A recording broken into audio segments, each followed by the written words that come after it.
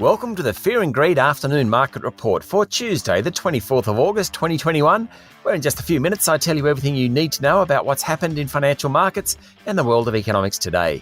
I'm Sean Aylmer.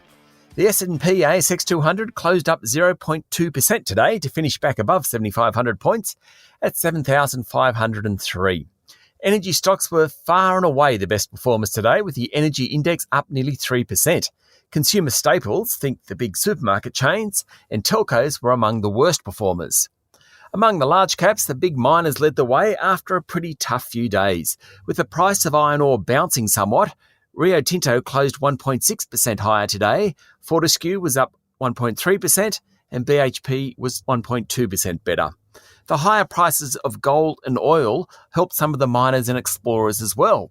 Newcrest ended the session 1.3% higher, while Woodside Petroleum was up 3.3%. Several of the healthcare stocks were down sharply. Sonic, Fisher & Paykel, Cochlear and ResMed were all off, and Coles, Woolworths and Telstra were all much lower as well. The banks were mixed. The best performer of the top 200 today was Nanosonics, up more than 20%. The infection prevention company forecast stronger revenue this financial year after posting a sharp rebound in sales during the second half of the 2021 financial year. Unity and Hub24 were both up 8% on the back of positive earnings results, while Scentre Group, owner of the Westfield Malls in Australia, was up more than 7%.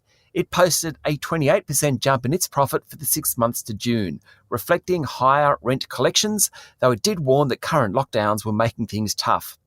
There were some big falls among stocks that reported earnings today. Online retailer Kogan.com ended down 15.6% after it said its net profit fell to just $3.5 million last financial year.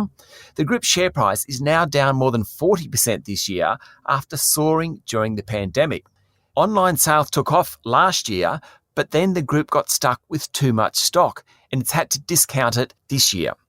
Construction engineering group Monadelphous Group was another poor performer after releasing its results today, down 14%. Ansell was off more than 9% after it said soaring shipping costs, temporary factory closures in Asia, and an oversupply of single-use gloves have hit the company in recent months, notwithstanding its strong profit last financial year. The Aussie dollar is trading around 72.3 US cents, just a touch higher.